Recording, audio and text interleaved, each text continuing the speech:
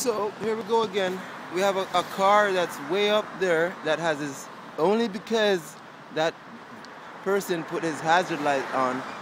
I guess it's okay to just stop in the middle of traveling road. And here comes the bus right behind me. So the bus is coming right behind me, and the tendency is, if I was a cyclist, this bus is gonna wanna beat me out of the way. But when it comes to this car, he's probably gonna go around and it's not gonna be a big deal. So there is a fair amount of bullying. I can see him turning right now. That's a little bit more of an intelligent, I think, bus driver. That he shows the sign to a cyclist that's on the road that he intends to avoid and maneuver around just because he sees that his activity. I'm not going to be here long anyways, but just to show you what's up ahead, that person is, why is it acceptable? And most drivers won't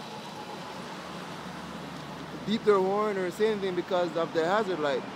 Now, is there any way that we can have a hazard light on our bicycles where we can put a flag up and then it's okay for us to just stop and maybe wait for somebody to do it? They want us to get on the sidewalk. So there you go.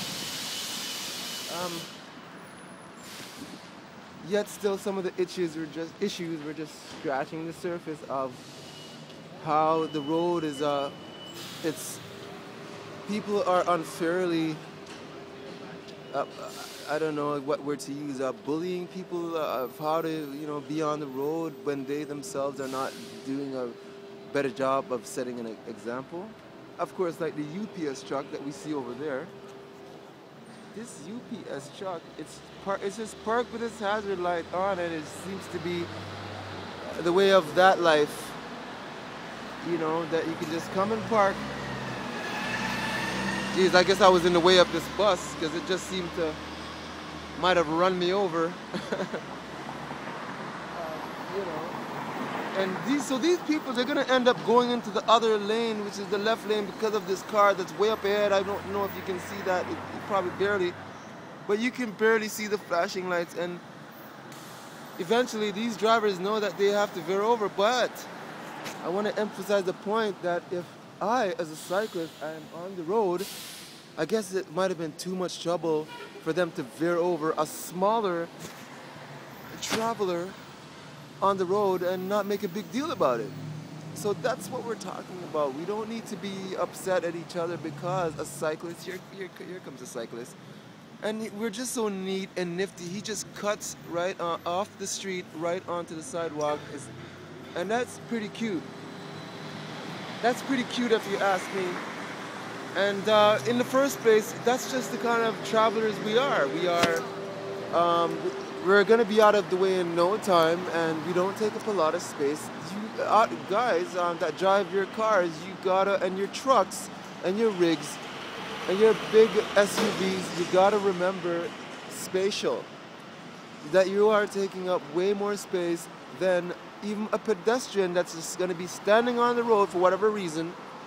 Please go around the pedestrian. Please do not beep your horn and startle that pedestrian as if that person is doing something wrong. So we're just tired of the attitude, and it doesn't make us look good as a human species. So by now you think it's the end of time for some of us as we know it. We're at the end of time, beginning a different cycle. And so you probably think that we would have been grown up by now, or maybe even mature enough to get over some of the, I guess, bullying on the road. You don't see birds in the sky, make a big deal about, man, like, we're going this way and you're in the way. So just remember the sky and what's going on in there. It's just it makes it look ridiculous, for us to be traveling on the road and hand-bugging one another. Take a look at the crow, take a look at the seagull and the sparrows and the blue jays, and get a good reference from them, because they do live in trees, and so should we. Anyways, I'm here just to talk on the open door, and I guess I'm gonna go in and get some work done. And we're still having breakfast. I think we'll have about another hour and a half left, so enjoy the ride, guys.